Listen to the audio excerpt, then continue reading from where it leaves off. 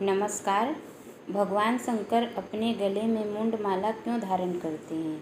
आप भगवती काली जी को मुंडमाला धारण किए हुए मूर्तियों और तस्वीरों में देखते होंगे, किंतु शायद ही किसी ने भगवान शंकर जी को मुंडमाला धारण किए हुए देखे हों। भगवान शंकर जी भी मुंडमाला धारण किए हैं। प्रश्न उठता है कि सदाशिव किसका मुंड धारण किए हैं? उनके गले में कटे हुए शीश की माला क्यों? एक बार यही प्रश्न पार्वती जी ने भोलेनाथ जी से किया। उन्होंने कहा, हे वरदानी प्रभु, हे स्वामी, आप ये नर मुंडों की माला क्यों धारण किए हैं? नर मुंडों की माला धारण करने का क्या प्रयोजन है? किसके कटे हुए शीश हैं? कृपा करके सारा वृत्तांत बताएं। तब शिव जी बोले, हे पार्वती, यह सारे मुंड जिन्हें मैं धारण किए हूँ तुम्हारे ही सिर हैं। यह सुनकर पार्वती जी को और अधिक आश्चर्य हुआ। वह कहने लगी, स्वामी, यह आप क्या कह रहे हैं? ये मुंड मेरे कैसे हो सकते हैं? मैं आपके सम्मुख जीवित अवस्था में खड़ी हूँ। तो फिर पार्वती की बात सुनकर भगवान भोलेनाथ हंसकर बोले, हे प्रिय, यही तो रहस्य है। तुम्हारा जन्म बार बार होता है और हर बार तुम मेरी ही पत्नी बनती हो। तुम्हारे प्रत्येक जन्म का प्रमाण मेरे कंठ में लटके हुए मुंडों की माला है। इन्हें गिनकर तुम जान सकती हो कि तुम कितनी बार जन्म ले चुकी हो। हे प्रिय, मेरी मृत्यु नहीं होती, क्योंकि मैं अमर हूँ। सृष्टि का कोई भी प्राणी यदि अमर कथा सुन ले तो वह अमर हो जाएगा। भगवान शिव जी के मुख से अमर कथा की महिमा सुनकर पार्वती जी का नारी मन चंचल हो उठा। तब उन्होंने अमर कथा सुनने की हठ ठान ली। अंततः श्री महादेव जी ने कहा, हे प्रिय, इस स्थान पर अमर कथा का वर्णन करना उचित नहीं है, क्योंकि जो कोई भी प्राणी इस अमर कथा को सुन लेगा वही अमर हो जाएगा और फिर वह सारी सृष्टि में प्रचारित कर देना। इस तरह सारी सृष्टि के लोग अमर हो जाएंगे और इस तरह सारी सृष्टि की कार्य प्रणाली अव्यवस्थित हो जाएगी। अतः एकांत और गुप्त स्थान पर चलो, जहाँ मेरे और तुम्हारे सिवा अन्य कोई जीव जंतु ना हो। यह कहकर भगवान शिव जी अपनी अर्धांगिनी के साथ एक गुफा में गए और अपने त्रिशूल के तेज से सारे जीव जंतुओं को वहाँ से भगा दिया।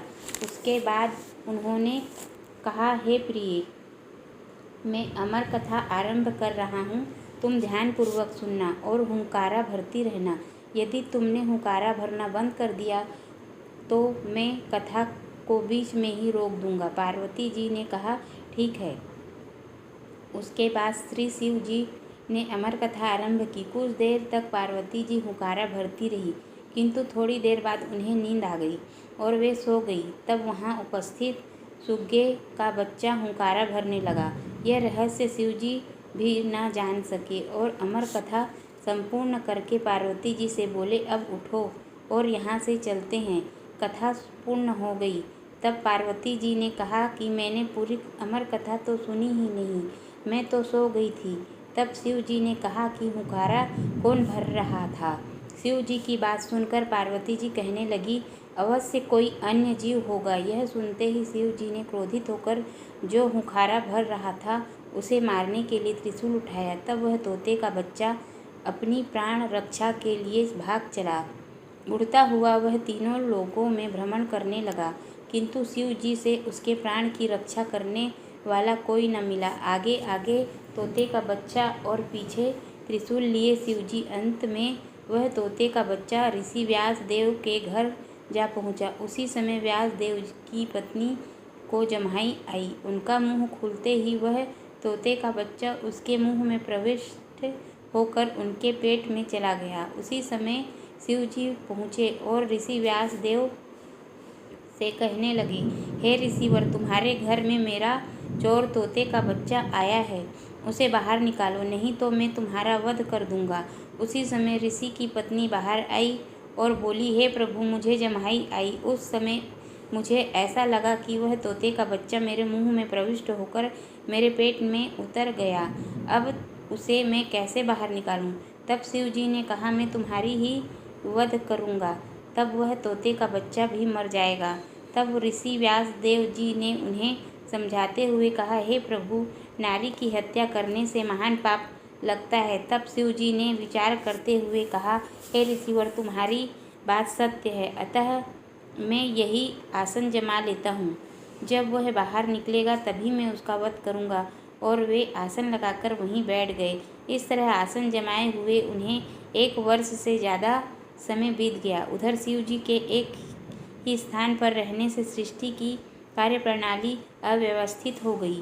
तब सभी देवता इकट्ठे होकर विचार विमर्श किए और फिर वे शिव जी के पास आए। सभी देवताओं ने उन्हें विधि से प्रार्थना करते हुए समझाया और कैलाश लौट चलने को कहा, किंतु वे अपनी बात पर अड़िग रहे कि मैं तोते के बच्चे को मारे बिना यहाँ से हिलूंगा नहीं। अंत में श्री हरि विष्णु ने कहा, हे देवर्षि देव, मुझे ज्ञात है कि आपके लिए कुछ भी असंभव नहीं है, किंतु हे त्रिनेत्रधारी, यदि आपने तोते की हत्या कर दी तो अमर कथा की महिमा समाप्त हो जाएगी। आपके मुख से उच्चारित अमर कथा को सुनकर वह अमर हो चुका है। विष्णु जी के वचन सत्य हैं।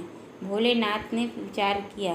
तब वे गंभीर स्वर में बोले, श्री हरि, अब मैं उस तोते के बच्चे को मारूंगा नहीं, किंतु उसे देखूंगा अवश्य।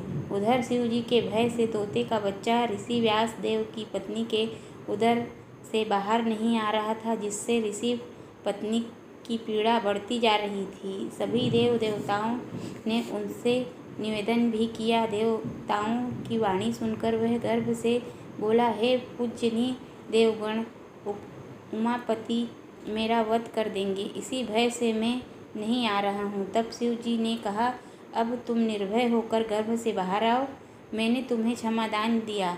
तब वह तोते का बच्चा शुक्रदेव जी के रूप में प्रकट हुआ। अमर कथा के प्रभाव से वह महान ज्ञानी हो चुका था। उसने सभी देवताओं को प्रणाम किया। तदनुसार शिवजी सहित सभी देवता अपने अपने स्थान को चले गए।